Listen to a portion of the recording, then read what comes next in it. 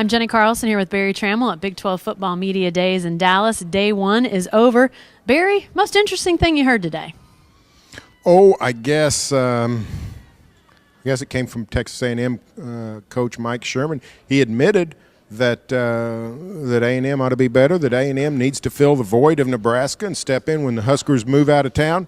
It's time for A&M to step up and be what they used to be and sort of become that third marquee school in the Big 12. I thought that was a good admission from a coach. It's the truth. Mm-hmm. You know, A&M is being paid now with the financial distribution. A&M is being paid like Texas and Oklahoma. It's time they started playing like Texas and Oklahoma. Yeah, lots of conference realignment talk too today. Obviously, coaches together for the first time since all the conference realignment stuff came out a couple months ago.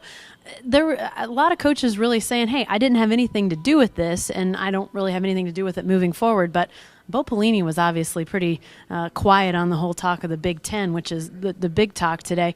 What did you hear from him? Does it sound like it's pretty much business as usual with Nebraska? Yeah, well, I mean, Bo Pelini did a really good job of saying, you know what, the Big Ten's in 2011.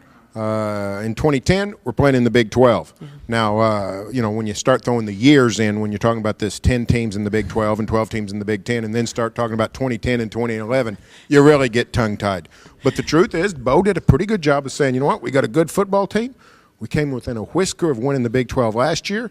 We want to win it this year. And so, he really would not address playing at Ohio State or Big Ten divisions or any of the other questions that face the Huskers in the future. Very good at saying, you know what, 2010 is what our focus is. And Nebraska players actually are now sporting sort of Live Strong-esque bracelets, those plastic bracelets with finish and the clock time from that Big 12 championship game, 0.01 was what they lost at to Texas. So they're remembering last year and thinking about how it impacts this year. But Barry, I thought it was interesting today. Some of the coaches asked about the possibility of in a year playing a 9-team conference schedule and how that might impact things. I really thought there was some interesting sidelights to this whole thing and how this could all play out. What's your feeling about how these coaches feel about that 2011 season and what might be in front of them? I'm pretty sure the coaches want to play a round robin, no title game. Coaches have never liked the title game. Now, Art Briles and Paul Rhodes at Iowa State, neither one really would say much about it. Mike Sherman came clean, though. He said, you know what?